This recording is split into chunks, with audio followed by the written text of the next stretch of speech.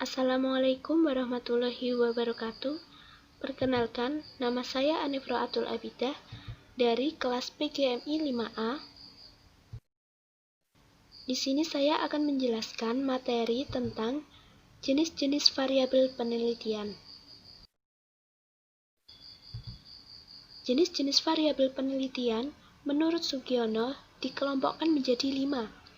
Yang pertama adalah variabel bebas atau independent variable. Yang kedua adalah variabel terikat atau dependent variable.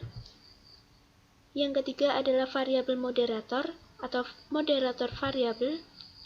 Yang keempat adalah variabel intervening atau intervening variable.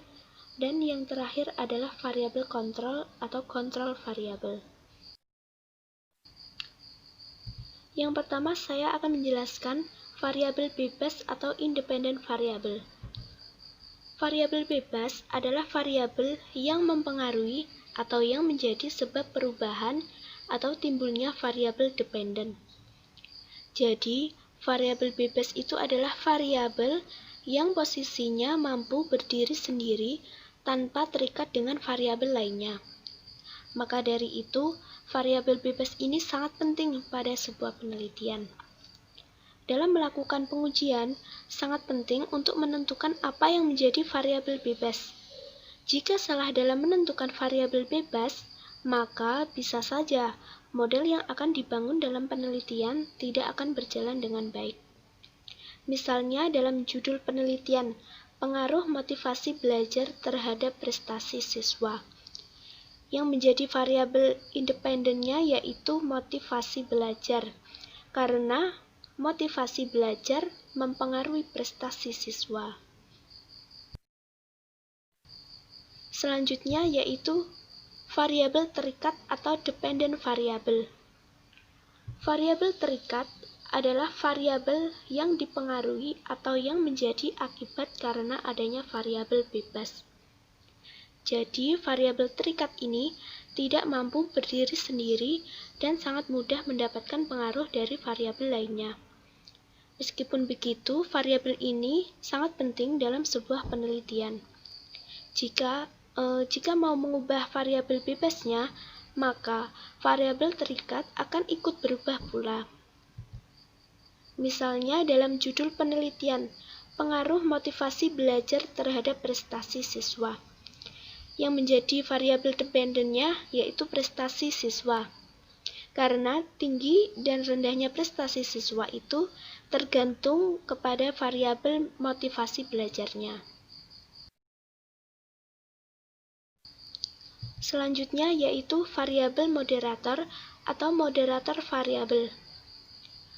Variabel moderator adalah variabel yang mempengaruhi hubungan antara variabel bebas dan terikat.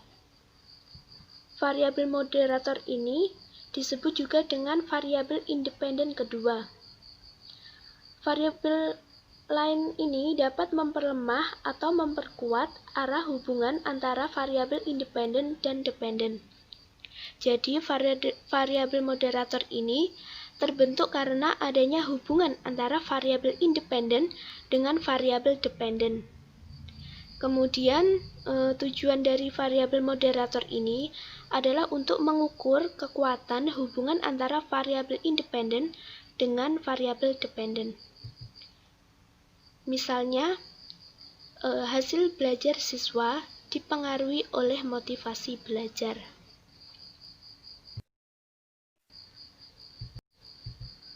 Selanjutnya yaitu variabel intervening atau intervening variable. Variabel intervening adalah variabel yang berada di antara variabel bebas dan variabel terikat, sehingga sebelum variabel bebas mempengaruhi variabel terikat, terlebih dahulu akan melalui variabel intervening. Variabel intervening adalah variabel yang mempengaruhi hubungan langsung antara variabel independen dan variabel dependen, sehingga terjadi hubungan yang tidak langsung. Jadi, variabel intervening itu adalah variabel yang dapat memperkuat atau memperlemah hubungan antara variabel, namun hal ini tidak bisa diukur dan diamati. Misalnya, hubungan antara kualitas pelayanan, hubungan konsumen, dan loyalitas konsumen. Selanjutnya yaitu variabel kontrol atau kontrol variabel. Variabel kontrol adalah variabel yang dikendalikan sehingga tidak mempengaruhi variabel bebas dan terikat. Jadi, variabel kontrol ini pada dasarnya adalah sebuah variabel yang dijaga agar tetap konsisten dalam suatu penelitian.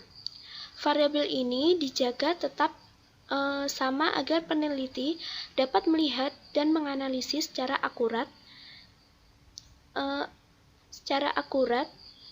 interaksi antara variabel bebas dan variabel terikat.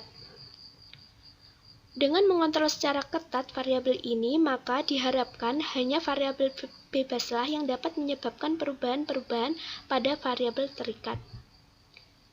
Misalnya, dalam judul penelitian, perbedaan hasil belajar siswa SD swasta dengan siswa SD negeri. Yang menjadi variabel kontrolnya yaitu usia, kelas, dan materi belajar. Dengan variabel kontrol tersebut dapat mempermudah menemukan perbedaan dan berfokus pada hasil belajar saja.